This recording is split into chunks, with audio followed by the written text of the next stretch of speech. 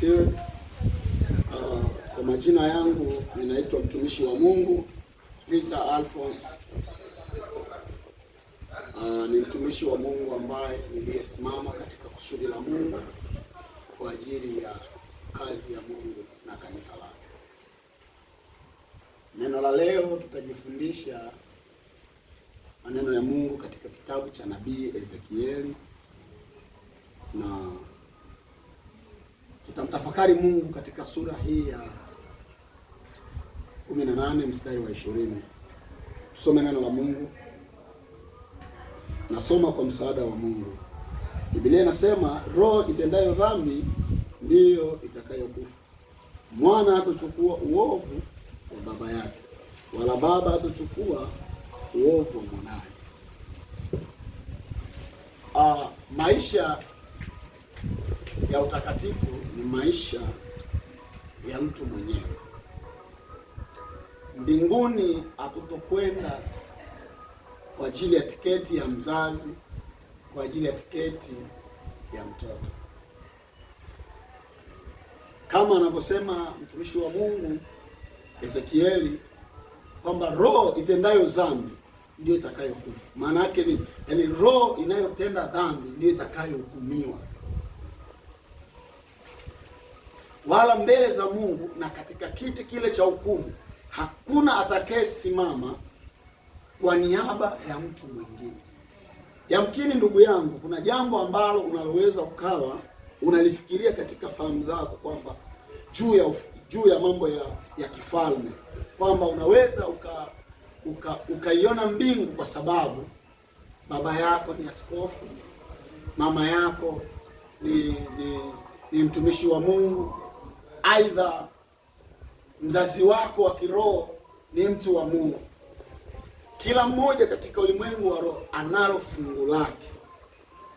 Watu wengi wamejifariji kwamba tutakwenda mbinguni kwa namna, kwa sababu nyumba nzima au maisha yetu mazima ya familia tunaelekea kanisani. Sikiliza nikwambie, nimejifunza sana juu ya ulimwengu wa leo. Ulimwengu wa leo watu wengi tunashindwa kujua kwamba ufalme wa Mungu unashikwa na wale wenye nguvu, wale walionyenyekea, wale waliomwamini Yesu Kristo kuwa Bwana na Mwokozi wa maisha. Hivyo hakuna neema yoyote utakayoipata kwa sababu ya kupitia kwa baba, kwa mama, kwa ndugu yangu, kwa rafiki yangu na jirani yangu. Mtumishi anaposema roho itendayo dhambi ndio itakayokufa. Wala baba hatochukua mzigo wa mwanae, wala mwana hatochukua mzigo wa baba. Haki ya kila mtu itakuwa juu ya bega yake mwenyewe. Bwana Yesu asifiwe sana. Wapendwa, kazi hii tulionayo ni kazi ambayo kila mmoja anabidi ajichunguze na ajitathmini. Inawezekana unajifariji mahali ulipo kwamba mbinguni tutakwenda kwa sababu nyumbani tunamwabudu Mungu. Ishu ya kumwabudu Mungu na ishu ya kwenda mbinguni ni vitu viwili tofauti. Neema itakayotufikisha mbinguni ni moja, kumwamini Yesu Kristo kuwa Bwana na Mwokozi wa maisha yetu, na kuziacha zile njia zote mbaya tukimwelekea Mungu. Katika maisha tulionayo, unaweza ukafikiria labda baada ya maisha haya kuna maisha mengine mapya yanakuja ambayo walioishi vizuri ndio watakaoishi ufalme wa Mungu. Na kwenye maisha hayo hauwezi kuishi ikiwa kama roho yako imetenda dhambi. Kwenye maisha ya ufalme wa Mungu hakuna maisha ambayo utakayoyaishi kwa sababu baba yangu, mama yangu, ndugu yangu, mzazi wangu alikuwa amefanya sijui ameokoka, aidha anamwamini Mungu kupitia neema hiyo, labda na wewe ndio itakuwa ni sababu ya kuona ufalme wa Mungu. Hapana, la hasha. Neema hiyo tunaipata pale sisi wenyewe tulipochagua kwamba maisha tulio nayo ni maisha yanayompendeza Mungu. Usijifariji mpendo. Ninajaribu kuangalia jambo moja, ulimwengu unapokwenda. Tunao dada zetu wengi sana ambao wao wamefikiria labda utandawazi ndio vitu vya msingi na vya maana ambavyo labda vitakavyowasababisha wao wasipate neema za roho na mwili. Nataka nizungumzie kitu kuhusu neema za roho na mwili. Nianze na neema ya mwili. Yaani kuna mtu anaona kujiweka katika mitandao kwa namna fulani labda ya kujivutia na kuwafanya watu wamwone kama labda ni mrembo sana, ni mzuri sana, kwamba ndio sababu ya kufunguliwa ya kupata neema ya kupata mume. Yaani neema ya kupata mume haijalishi kwamba wewe kwa sababu umejiweka mtandaoni, hapana. Bwana Yesu asifiwe sana. Neema ya kumpata mume si mpaka tu utumie nguvu nyingi sana, utumie urembo mwingi sana, utumie sijui mafuta mengi sana au mavazi mengi sana, hapana. Yaani kusudi na neema ya kumpata mume ni pale Mungu ambaye ukikaa ndani yake yeye anaweza akakufungulia milango ya baraka. Maana alisema mwanamke na mwanamume watawaacha wazazi wao na wao wataambatana na mume wao, watakuwa ni mwili mmoja. Yaani ni Mungu ndiye anayeruhusu hiyo neema ya kukutana na mwenza wako. Na usifikirie labda kutumia nguvu nyingi sana, kujiposti, kujitupa. Wakati mwingine unafanya mambo mpaka yanakuwa ni ya aibu, hatimaye unajizalilisha. Kwa nini? Kwa sababu umeyafikiria mawazo yako, ukumpa Mungu nafasi. Lakini ungejua kila chochote chini ya jua kimekusudiwa na Mungu. Bwana Yesu atusaidie sana. Nizungumzie juu kuhusu neema ya roho.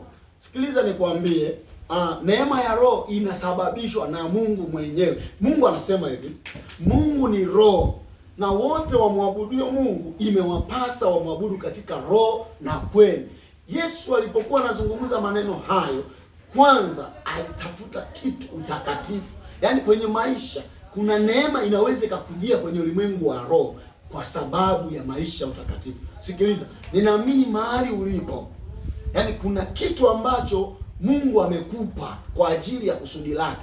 Lakini kile kitu kinaweza kikapiga hatua, kikapenya kwenye maisha fulani kwenye ulimwengu wa roho kulingana na jinsi ambavyo ulivyofungua moyo wako na ulivyojitoa kwa ajili ya maisha ya kumwamini Yesu Kristo.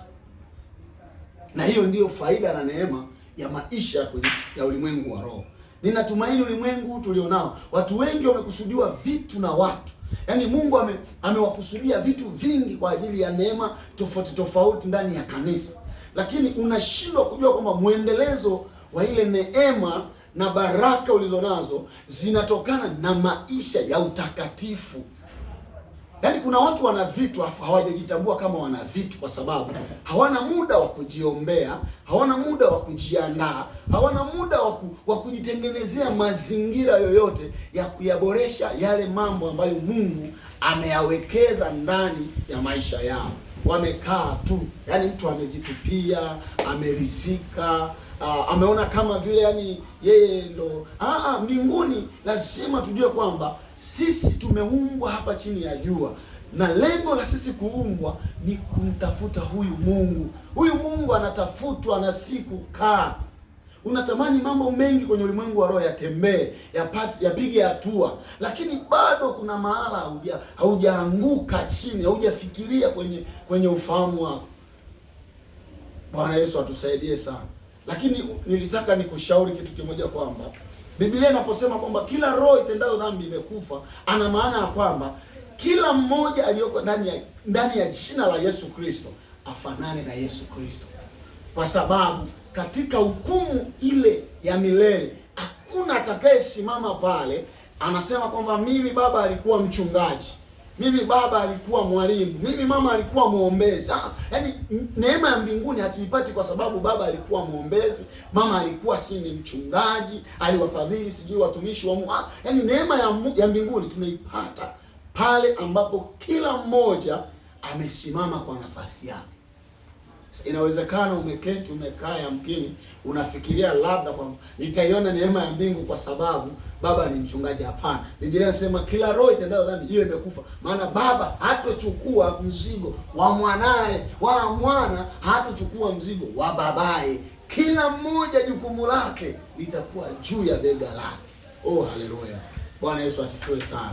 Kwa hiyo ndugu zangu, Ni lazima tujue ya mambo ya ufalme ni mambo ambayo kila mmoja anatakiwa atoe nafsi yake, ajitambue kwamba mimi nimeumbwa kwa sura ya Mungu na lengo nimtumikie Mungu, lengo nimtafute Mungu. Sikiliza nikwambie kitu kimoja cha mwisho, rafiki yangu unayenifuatilia.